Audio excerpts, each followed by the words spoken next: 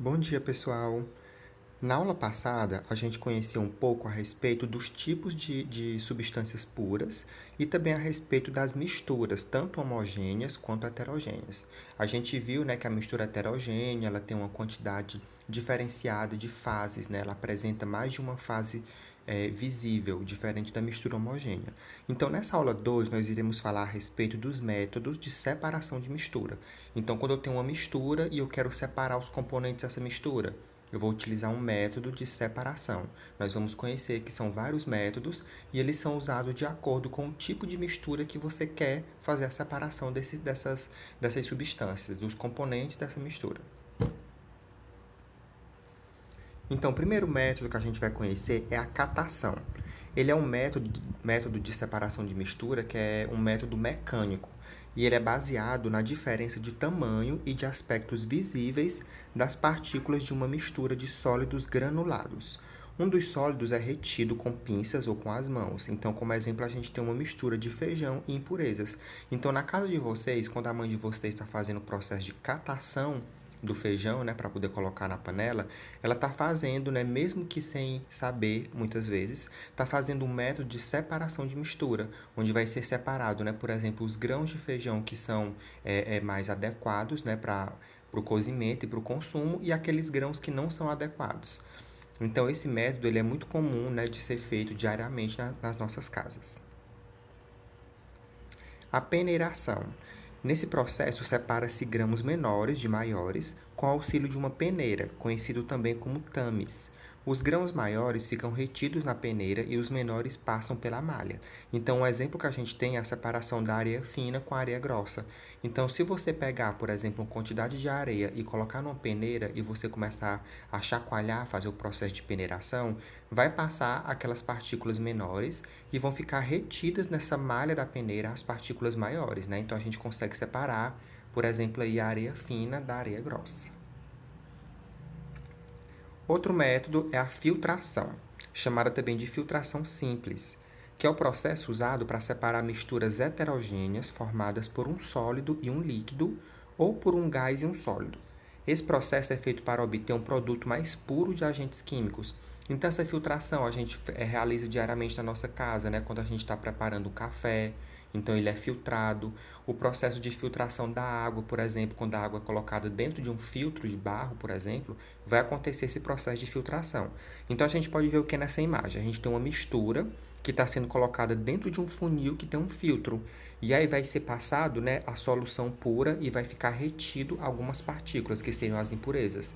Se a gente pegar um filtro, no filtro, na verdade, o que a gente comumente chama de vela, né, que é como se fosse um filtro que tem dentro do filtro de barro.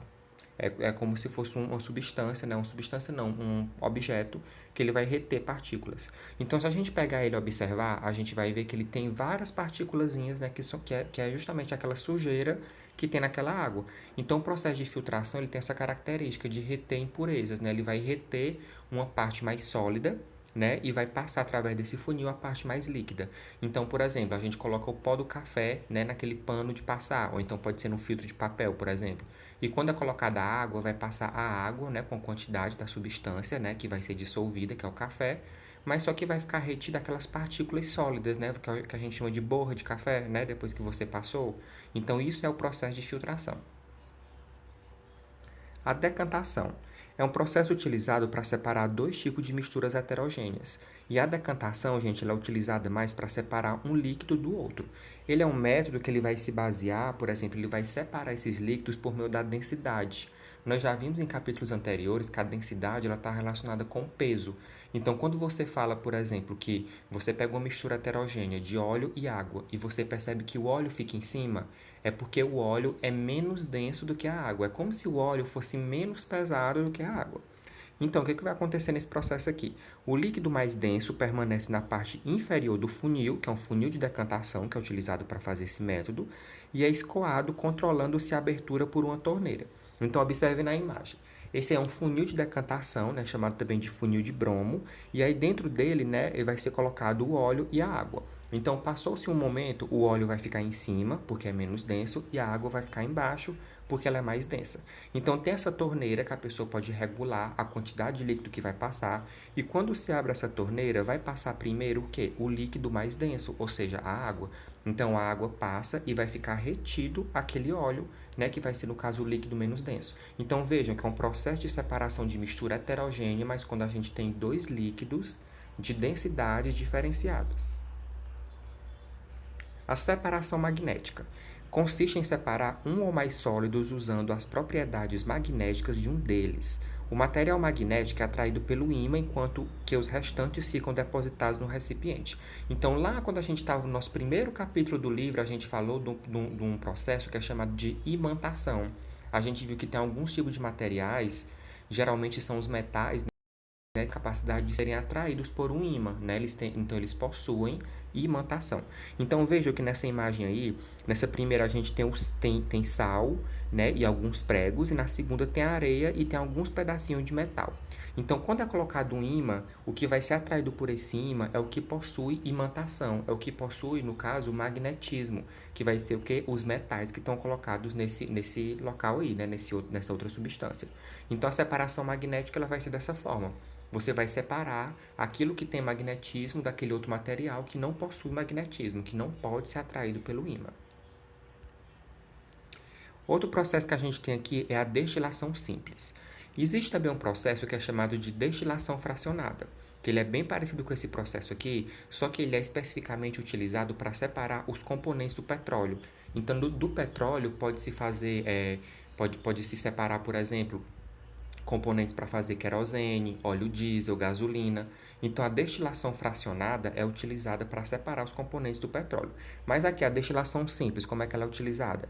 É usado para separar um líquido de um sólido não volátil, dissolvido formando uma mistura homogênea. Então, por exemplo, aí tem água e sal. Então, imaginem, né, que nesse objetinho que a gente chama de becker, né, que parece um balãozinho que é redondo, né, vai ter água e sal.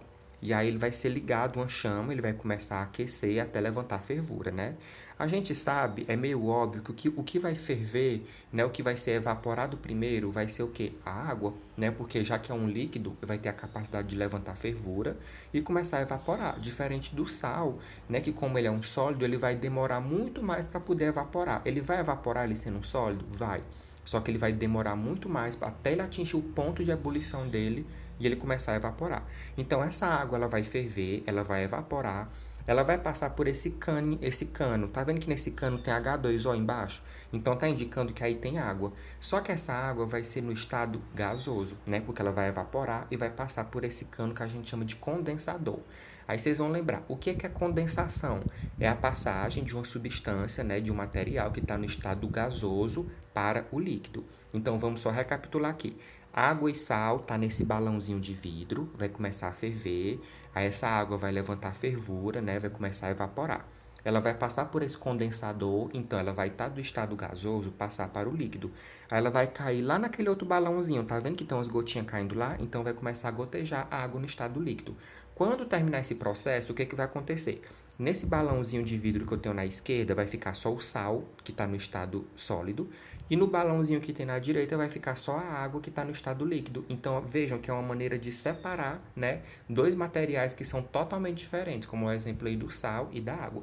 Mesmo que eles estivessem misturados numa mistura homogênea, né, que não tivesse saturada, é, mas daria para separar nesse processo de destilação. Claro que tem que ter esse produto, né, esse tipo de material, esse equipamento, digamos assim, que só é encontrado em laboratórios. Mas aqui vocês conseguiram entender como é que acontece essa destilação simples. Outro método que a gente tem de separar misturas é chamado evaporação. Então, ele vai separar líquido de sólido. Por exemplo, aí, nas salinas, o calor do sol evapora a água, obtendo os sais que estavam dissolvidos. Inconvenientemente, perda do componente líquido. Então, a gente já viu, né, nesse processo anterior que a água evapora primeiro, né? Evapora com mais facilidade do que o sal. Então, numa salina, eles vão colocar a água do mar, né, nesse local aí, e vão deixar lá para evaporar. Então, o calor do sol vai fazer a água aquecer e evaporar, e vai ficar só o sal retido naquele local. Então, nessas salinas, são locais que são utilizados, por exemplo, para fazer esse processo aí, de separar a água do mar, né, do sal, para poder utilizar comercializar de forma comercial, esse sal que é extraído da água marinha. Então, agora vocês vão fazer leitura e resolução das questões que estão aparecendo aí na tela de vocês, e vocês vão me enviar no WhatsApp até o dia 12 de junho. Então, por hoje era só, nossa aula de hoje era só para a gente conhecer mesmo esses métodos de separação de misturas. Então, tenham um bom dia e bons estudos.